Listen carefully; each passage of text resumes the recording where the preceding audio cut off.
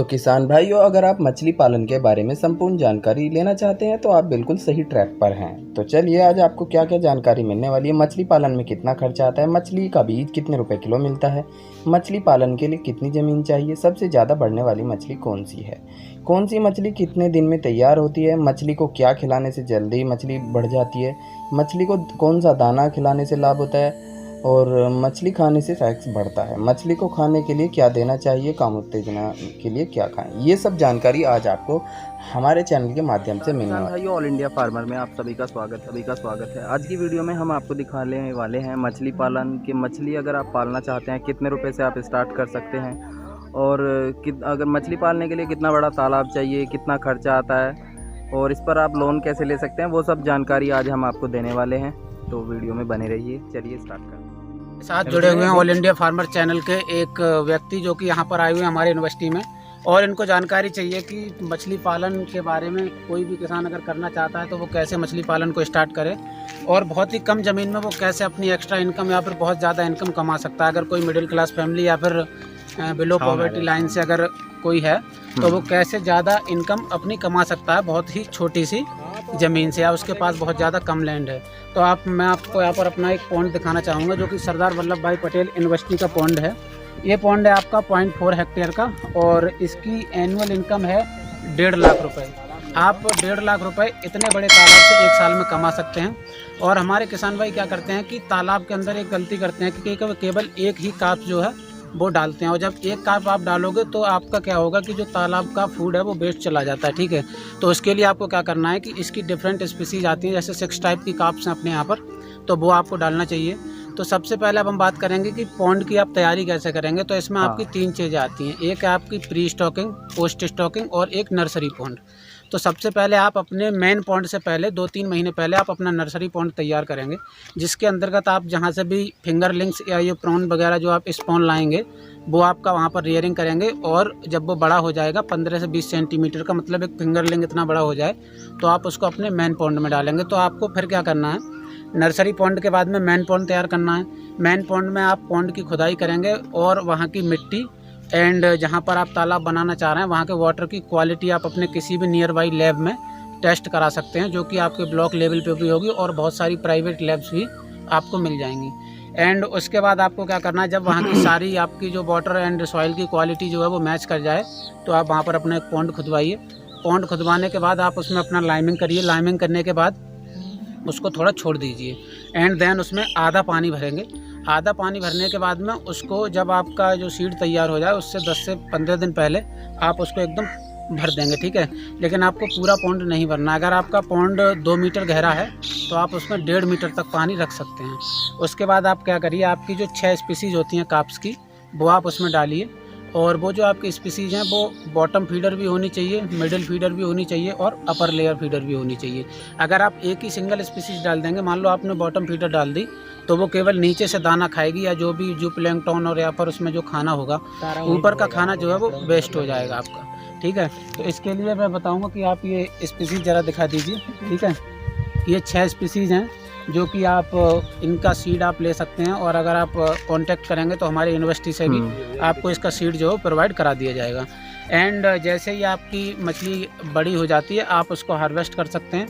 Harvesting के बाद उसको आप मार्केट में सेल करेंगे तो आपको बहुत अच्छा प्राइस उससे मिल जाएगा। और अगर आपको और कोई बहुत ज़्यादा जानकारी इसके बारे में, जैसे कुछ डिटेल जानकारी चाहिए, तो आप सरदार वल्लभ भाई पटेल यूनिवर्सिटी में आ सकते हैं। एंड हमारा जो फिशरीज डिपार्टमेंट है वहाँ आकर के आप इसकी बहुत ज़्यादा मतलब जानकारी भी ले सकते हैं और ट्रेनिंग भी ले सकते हैं। एंड अब बात आती है, अगर मान लो आपके पास पैसा नहीं है और आप फिशरीज करना चाहते हैं, बिल्कुल, तो इसके लिए आपको क्या होगा कि बहुत सारी गवर्नमेंट स्कीम चलती हैं, उसके तहत आप लोन ले सकते हैं फिशरीज के लिए, जिस पे आपको गवर्नमेंट सब्सिडी भी प्रोवाइड करती है। और जैसे जैसे आपका प्रोडक्शन होने लगे, आपको इनकम जनरेट होने लगे, आप उसको रीपे कर सकते हैं दोबारा। तो बस आज के लिए इतना ही था। और ये भाई हैं, इनके चैनल को आप सब्सक्राइब करिए और ज़्यादा से ज़्यादा इस वीडियो को शेयर कर दीजिएगा। और अगर ज़्यादा जानकारी चाहिए तो मैंने बता दिया, सरदार वल्लभ भाई Patel university of agriculture and technology, Modipuram, Meerut. यहाँ आइए, आपका बहुत बहुत भाइयों, ये जो आपको जानकारी मिली है बहुत ही अनुभवी और एक्सपीरियंस के साथ एक स्टूडेंट के माध्यम से मिली है। तो चलिए, कुछ किसान भाइयों के मन में ये भी ख्याल आ रहा होगा मछली पालन में कितना खर्चा आता है। तो अरविंद मिश्र बताते हैं, मछली पालक 0.2 हेक्टेयर के तालाब में मछली पालन की शुरुआत कर सकते हैं। इससे जो भी मछली पैदावार होगी वो आर्थिक रूप से ठीक होगी। इससे कम में अगर करते हैं तो वो व्यवसाय नहीं के रूप में नहीं होता है। 0.2 हेक्टेयर का तालाब बनाने में करीब 70 से 80 हज़ार रुपये का खर्चा आता है। अब जैसे आप तालाब मछली पालन स्टार्ट करना चाहते हैं तो आपके मन में ये भी ख्याल आता होगा मछली का बीज कितने रुपए किलो मिलता है। मछली बीज फ्राई और फिंगरलिंग के रूप में मछली पालकों को आपूर्ति करते हैं। इसे 200 रुपये से 250 रुपये किलो की दर से बेचते हैं। ताज़ा मछली भी तालाब से ही बिक जाती है। अब कुछ लोगों के मन में ये भी ख्याल आ रहा होगा मछली पालन के लिए कितनी ज़मीन चाहिए। तो निजी ज़मीन पर 0.1 हेक्टेयर यानी 20 बॉय 50 मीटर या 25 बॉय 40 मीटर जल क्षेत्र का पोखर निर्माण कर सकते हैं। सरकार इसके लिए अनुदान भी दे रही है। पोखर यानी तालाब की गहराई 2 मीटर तक होनी चाहिए। तो किसान भाइयों, अगर आप तालाब में जैसे मछली डाल देते हैं, आपके मन में ये भी ख्याल आ रहा होगा मछली को क्या खिलाना चाहिए जो मछली का वजन और आकार जल्दी से बढ़ जाए। तो आपकी जानकारी के लिए बता दूं, गोबर में नाइट्रोजन की मात्रा अधिक होती है। इसका अधिकतर भाग पानी से प्रक्रिया करके प्लैंकटन में परिवर्तन हो जाता है। इसे खाकर मछलियां तेजी से बड़ी होती हैं, इसका वजन भी बढ़ता है। अब इसके अलावा कौन सी मछली कितने दिन में तैयार होती है। तो मछली पालन के लिए रेहू, सिल्वर, ग्रास, भाकुर व नैना मछलियों का पालन होता है। इन मछलियों को 200 से 400 रुपये किलो तक बेचा जा सकता है। मछली तालाब में मछली बीज डालने के 25 दिन बाद फसल तैयार हो जाती है। अब कुछ किसान भाइयों के मन में ये भी ख्याल आ रहा होगा मछली पालन में कितनी सब्सिडी मिलती है। मछली पालन को बढ़ावा देने के लिए सरकार की ओर से राष्ट्रीय स्तर पर PM मत्स्य संपदा योजना चलाई जा रही है। इसके तहत किसानों को मछली पालन व्यवसाय खोलने के लिए सहायता प्रदान की जाती है। इस योजना के तहत किसानों को सरकार की ओर से 75% यानी 75% तक की सहायता प्रदान की जाती है। शेष 25% पैसा ही मछली पालक को लगाना पड़ता है। अब किसान भाइयों, कुछ किसानों के पास पैसे का भी अभाव है, तो इसके लिए मछली पालन के लिए कौन सी बैंक लोन देती है, तो आपकी जानकारी के लिए बता देता हूँ। एक्सिस बैंक किसानों की वित्तीय आवश्यकताओं को पूरा करने के लिए किसान मत्स्य लोन प्रदान करता है। उनके लिए जो ताज़ा किसान खारे पानी की मछलियाँ या झींगा कृषिकरण व्यवसाय में है, किसान मत्स्य लोन 1 से 5 साल के लिए फ्लेक्सिबल लोन कार्यकाल और 150 लाख रुपए तक की राशि के लिए उपलब्ध है। और किसान भाइयों, आपकी जानकारी के लिए बता देता हूँ, ऑल इंडिया फार्मर के एक सदस्य ने हमसे कमेंट करके पूछा था 1 एकड़ तालाब में मछली के कितना जीरा डालें। तो इसके लिए 1 एकड़ तालाब में 1000 किलोग्राम महुआ की खली डालने से 2-4 घंटों में मछलियाँ बेहोश होकर तैरकर ऊपर आ जाती हैं। पानी में 200 किलोग्राम प्रति एकड़ एक ब्लीचिंग पाउडर के उपयोग से भी खौ मछलियों को मारा जा सकता है। कुछ किसान लोगों के मन में ये भी ख्याल आ रहा होगा मछली कितने दिन में बच्चा देती है। 1 या 2 महीने में। अधिकांश एक्वेरियम स्पीसीज के लिए 2 महीने में अंडे हैच होकर फिश बन जाती हैं और माँ बच्चे को जन्म दे देती है। अब किसान भाइयों, कुछ लोग मछली खाना पसंद करते हैं लेकिन चाहते हैं मछली खाएं, मछली में कांटा ना हो। तो चलिए आपकी जानकारी के लिए बता देता हूँ, जो लोग नदी, तालाब या समुद्र से दूर रहते हैं और कभी कभारी मछली खाते हैं, उन्हें कांटे वाली मछलियाँ खाने में बहुत हिचक होती है। उन्हें बिना कांटे की या एक कांटे की मछली मिल जाए तो वे इसी में तृप्त हो जाते हैं। इस मछलियों में बेतकी, सुरमुई और सिंगाड़ा ज़्यादा लोकप्रिय मानी जाती है। अब किसान भाइयों, कुछ किसान लोगों के मन में ये भी ख्याल आ रहा होगा मछली पालन के लिए तालाब का निर्माण कैसे करें।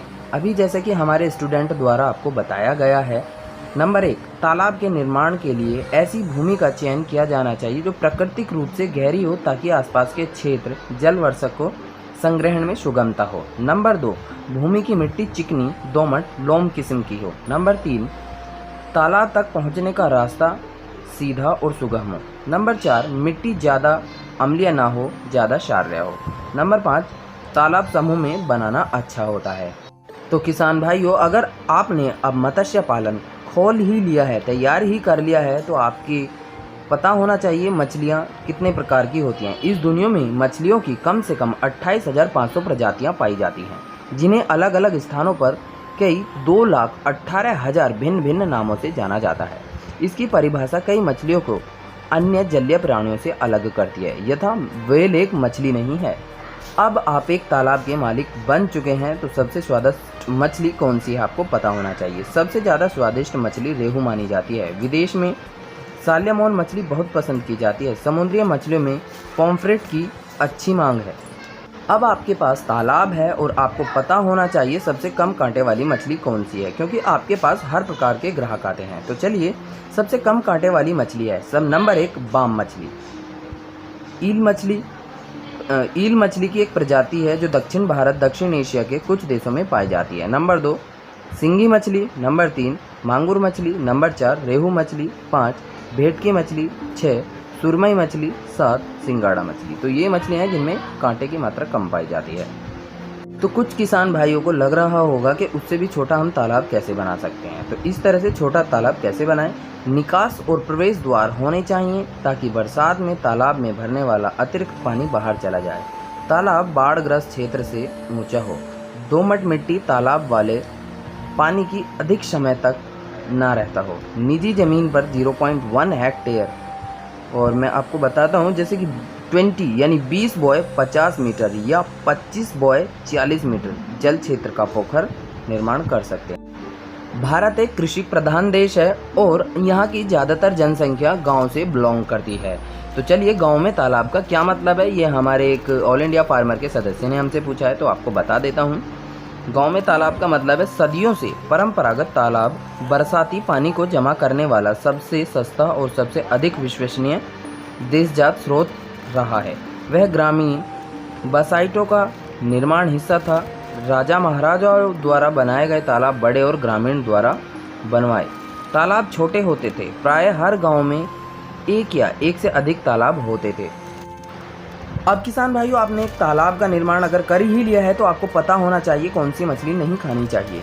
इसको मिथाइली करी युक्त मछली नहीं खानी चाहिए। डिब्बाबंद मछलियों में धातु की अधिकता होती है, इसीलिए इसे भी खाने से बचना चाहिए। मछली में कई तरह के प्रदूषक तत्व सेहत को नुकसान पहुंचा सकते हैं, जैसे कि डाइऑक्साइन और पीसीबी। कुछ प्रकार के कैंसर और प्रजनन संबंधों समस्याओं से जुड़े हुए पाए गए हैं। और किसान भाइयों, भारत कृषि प्रधान देश है। बहुत पुराने समय से यहाँ पर बिहार जैसे राज्यों में मछली का बहुत ज़्यादा जो है खाया जाता है। और आपको पता होना चाहिए भारत की सबसे महंगी मछली कौन सी है। भारत की सबसे महंगी मछली है, दरअसल भारत में सालों से हिल्सा मछली को सबसे महंगी मछली के रूप में जाना जाता था। हिल्सा मछली का स्वाद बहुत ही लाजवाब होता है। कीमत लगभग 1200 रुपये किलो से 3000 रुपये किलो तक का इसका भाव होता है। अब आप किसी भी राज्य से बिलोंग करते हो, आपको पता होना चाहिए किस राज्य में मछली का उत्पादन होता है। आंध्र प्रदेश में सर्वाधिक 34.50 लाख टन अंतर्देशीय मछली का उत्पादन किया है, जबकि गुजरात देश में समुद्री मछली का सबसे बड़ा 7.1 लाख टन उत्पादक राज्य है।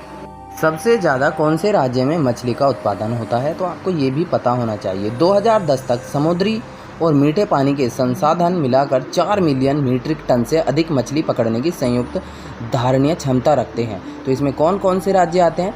सबसे पहले स्थान पर आता है पश्चिम बंगाल, जहां पर आता है 1,44,07,260। दूसरे नंबर पर आंध्र प्रदेश 1,10,830। तीसरे नंबर पर गुजरात, यानी ये आता है 7,21,910। और चौथे नंबर पर आता है केरल, यानी कि 66,07,330 मीट्रिक टन में ये मछली का उत्पादन करते हैं। एक ऑल इंडिया फार्मर के सदस्य ने हमसे पूछा है मछली के उत्पादन को क्या कहते हैं। तो चलिए, सीवेज फीड प्रणालियों में उच्च उत्पादकता और धारण क्षमता का लाभ उठाते हुए मछली वाले तालाब में 3 से 4 टन कार्प प्रति हेक्टेयर का उत्पादन स्तर हासिल किया जा सकता है। इस प्रणाली में एक जैविक परिशोधन तंत्र होता है, जिसमें डकवीड और मछली के मामले में संसाधन बहाली की उच्चतम क्षमता होती है। और किसान भाइयों, अगर आप मछली पालन खोलते हैं तो आपको ट्रेनिंग भी लेनी होती है, जिसमें आपको बताया जाता है कि मछली का रखरखाव कैसे करते हैं, एक मछली को देखरेख कितने दिन में तैयार हो जाती है मछली, वो सब आपको जानकारी ट्रेनिंग के माध्यम से मिलती है। तो चलिए, अगर आप फिश का अध्ययन कहलाता है तो सही है इसका इथोलॉजी, जंतु विज्ञान की शाखा जो मछलियों के अध्ययन से संबंधित है, इथोलॉजी कहलाती है। तो किसान भाइयों, अगर आप जैसे कि तालाब का निर्माण करना चाहते हैं, मैं आपको पहले भी बता चुका हूं और एक अनुभवी जो है स्टूडेंट के माध्यम से भी आपको बता चुका हूं। तो चलिए, तालाब का निर्माण और तालाब का आकार और बनावट भूमि की उपलब्धता उत्पादन के पर निर्भर करता है। एक आर्थिक रूप से व्यवहारिक परियोजना के लिए तालाब का न्यूनतम आकार 300 वर्ग मीटर और 1.5 से 2 मीटर कम नहीं होना चाहिए। एक ठट्टे तालाब के पानी की प्रविष्टि तार जल के साथ साथ वंचित जंतुओं के प्रविष्टि रोकने के लिए होनी चाहिए। और किसान भाइयों, तालाब में इसकी मिट्टी की आप चेक कर सकते हैं। इसी के साथ साथ मिट्टी चेक करते हैं, पानी और गांव के आसपास हो, जहां पर आने जाने का रास्ता सही से हो, इस तरह से आप देख सकते हैं। तो किसान भाइयों, आपके लिए ये वीडियो बनाने में मुझे बहुत मेहनत लगी है। लाइक, कमेंट एंड शेयर करना बिल्कुल ना भूलें। और इसके अलावा अगर आप मछली के बारे में कोई और जानकारी लेना चाहते हैं, आप हमें कमेंट कर सकते हैं। आपकी मदद करते हुए हमें बेहद खुशी होती है। तो आज के लिए इतना ही किसान। तो मिलते हैं किसी नई वीडियो में, तब तक के लिए सुरक्षित रहिए।